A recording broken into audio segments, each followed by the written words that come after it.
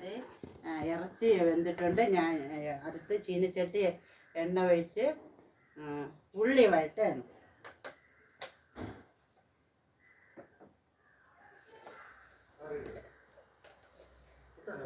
കടുകിടുന്ന്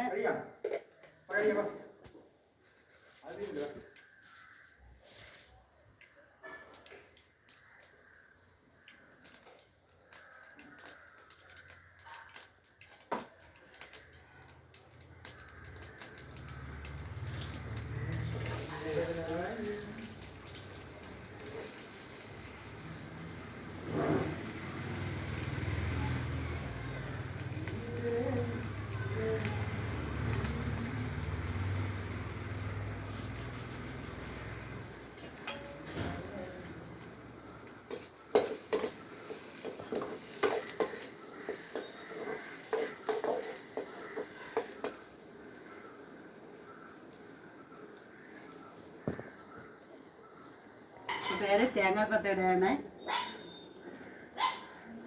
ഇതിൽ 2 തക്കാളിയാണ് ചേർക്കുന്നത്. 2 തക്കാളി അരിഞ്ഞ് ചേർക്കുന്ന, 4 പച്ചമുളക് ചേർക്കുന്ന, കരിവേപ്പില ചേർക്കുന്നു.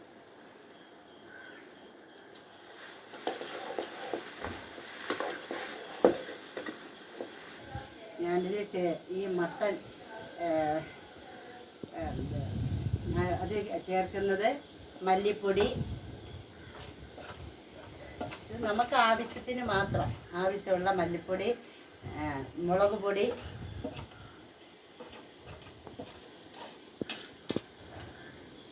ഇത്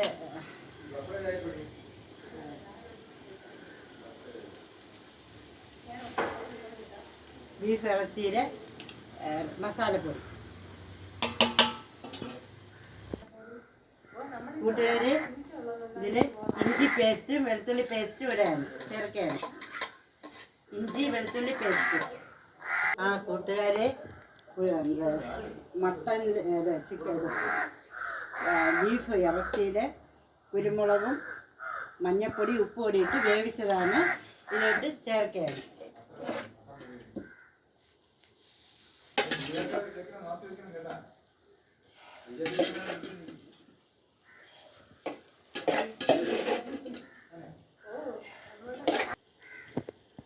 കൂട്ടുകാരെ, ഞാൻ വേവിച്ച് വെച്ച ബീഫിൻ്റെ കഷ്ണം ഇതിൽ ചേർത്തിട്ടുണ്ട്. ചേർത്തത് മുളക് പൊടി, മല്ലിപ്പൊടി, ബീഫിൻ്റെ മീറ്റുപൊടി, ഇറച്ചിപ്പൊടി, ഉപ്പുപൊടി എല്ലാം ചേർത്തിട്ടുണ്ട്. ഉള്ളി വഴറ്റി, തേങ്ങാക്കൊത്ത് വഴറ്റി, അതിലേക്ക് 2 തക്കാളി ചേർത്തു, 3 പച്ചമുളക് ചേർത്തു. പിന്നെ നമ്മൾ ആവശ്യത്തിനുള്ള മല്ലിയും മുളക് പൊടിയും മല്ലിപ്പൊടിയും ചേർത്തിട്ടുണ്ട്. എല്ലാവരും ചെയ്യണം, എല്ലാവരും ഉണ്ടാക്കി കഴിക്കണം. അടുപ്പിൽ വേവിച്ച ഇറച്ചിയാണ് ഈ അരപ്പിലേക്ക് ചേർത്തത്. ബീഫിൽ ചേർത്ത എൻ്റെ പേര് സുഗന്ധി. എല്ലാവരും കാണണം, സബ്സ്ക്രൈബ് ചെയ്യണം, എല്ലാവരുടെയും സപ്പോർട്ട് ഉണ്ടാവണം. എല്ലാവർക്കും നന്ദി, നമസ്കാരം. നിർത്തി വയ്ക്കാം. എന്നിട്ട് ഇങ്ങനെ ഞാൻ വെച്ച ബീഫിൻ്റെ കറിയാണ് ഇതിൽ ചേർത്തിട്ടുള്ളത്.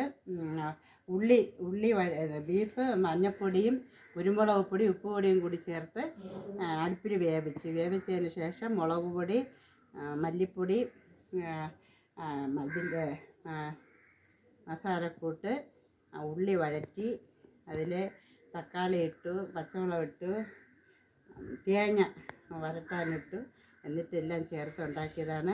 എല്ലാവരും ഉണ്ടാക്കി കഴിക്കണം. എല്ലാവരും എനിക്ക് സബ്സ്ക്രൈബ് തരണം. എല്ലാവരുടെ സപ്പോർട്ടും ഉണ്ടാവണം.